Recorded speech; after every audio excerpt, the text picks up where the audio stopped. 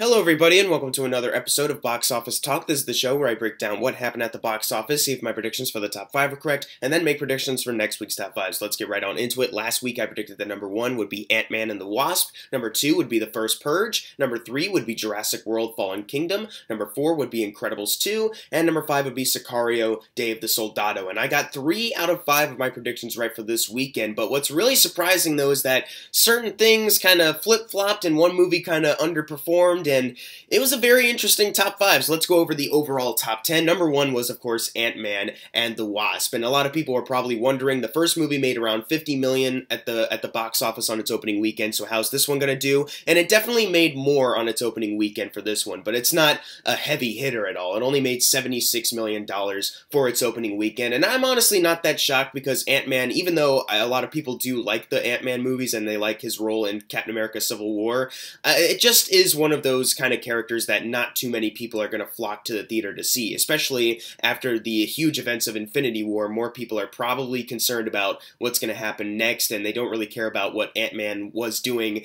during that. They just probably just want to see Ant-Man at Infinity War or something like that. I'm not really sure. Like, I honestly thought maybe the numbers would bump a bit because they did want to find out, but oh well, it made more than the first Ant-Man, and that's all that really matters for it. Worldwide, it is sitting at $161 million, and a budget that I'm going to estimate is around 150, because on Wikipedia it says 162, and that sounds ridiculous. And then on another site called The Numbers, it has it at 130, which is a similar budget to the first film, so I don't really believe in that. So I'm just going to estimate 150 for sure. So it's still doing very well, obviously. It's a Marvel movie that a lot of people are going to see, just not as much as the other films. Number 2 was Incredibles 2, actually making more than Jurassic World. Incredibles 2 made $29 million this weekend, and that adds to a domestic total of $504 million. It was able to make more domestically than Finding Dory still, and that's phenomenal. I'm so happy. It's the highest grossing Pixar film. Thank God. It's a great movie too. And on the worldwide chart, it is sitting at $772 million, almost there at the quadruple point for its budget. Now, if you're wondering how much it beat Jurassic World 2 by, only by $1 million, because Jurassic World Fallen Kingdom came in at number 3 at $28 million, and that adds to a domestic total of $333 million. And on the worldwide chart, though, it was able to get to $1.58 billion, so that's pretty phenomenal for that. Jurassic World is definitely the highest moneymaker out of the two films, but Incredibles 2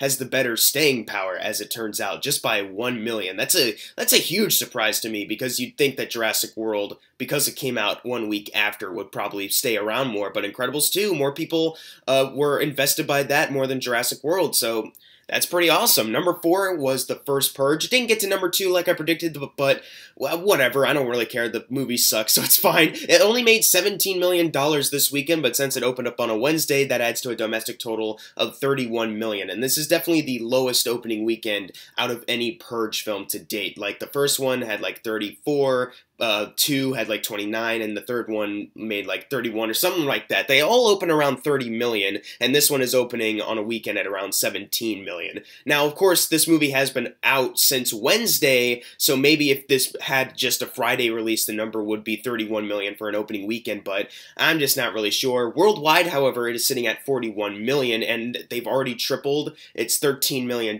budget, so it's not like this movie's doing poorly or anything. The TV show is still going to happen. It's not a bust. They might make another film.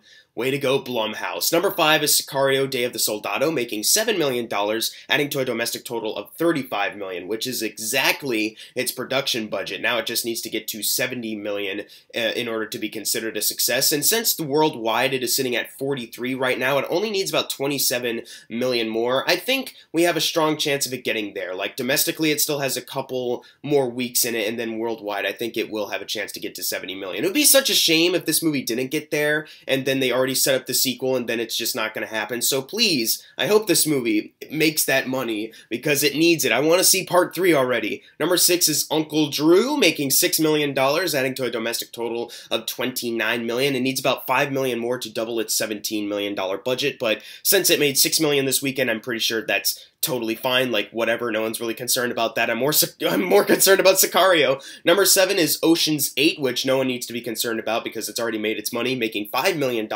adding to a domestic total of $126 million, and on the worldwide chart, it is sitting at 236, almost at 250 worldwide, which is great. Still waiting on that Ocean's 9 announcement because you know they're gonna do it, just pull the trigger already, we're waiting for it. Number 8 is Tag, making $3 million, adding to a domestic total of $48 million, and on the worldwide chart, it is sitting at $60 million. So it was finally able to make more than $56 million. The doubling point of its $28 million budget made $4 million more than that. So fantastic that Tag is making $4 million in profit, pretty much. That's pretty good. I'm going to move on now to the documentary, Won't You Be My Neighbor, which actually rose up from the 10th slot to the number 9 slot. So this documentary also, like Incredibles 2, has some pretty good staying power right now. It made $2 million this weekend, adding to a domestic total of $12 million. So that's fantastic. And finally, closing out the top 10, last time I'm going to be talking about this movie, Deadpool 2, making $1 million, adding to a domestic total of $314 million. And on the worldwide chart, it is sitting at $727 million. It may not have made as much money domestically as the first Deadpool, but this movie still got a lot of critical praise and made a lot of money. Can't wait for X-Force and hopefully a Deadpool 3. Rest in peace, for now, Ryan Reynolds. But now it's time for the fun part, the predictions for next week's top 5. Number 1, this is going to be a tricky weekend, but since the other 2 films in this franchise have made over like $40 million, I'm going to go number 1, Hotel Transylvania 3, Summer Vacation, and then number 2, Ant-Man and the Wasp, number 3, Skyscraper, number 4, Incredibles 2, and number 5, Jurassic World Fallen Kingdom. But what are your predictions for next week's top 5? Leave it in the comments below, and if you got your predictions right for this week, you're going to get a shout out right now. Unless you didn't get it right, then I'm sorry, and as always, thank you guys for watching. Make sure to subscribe. I'm Jackson Fulcher. See you guys next time.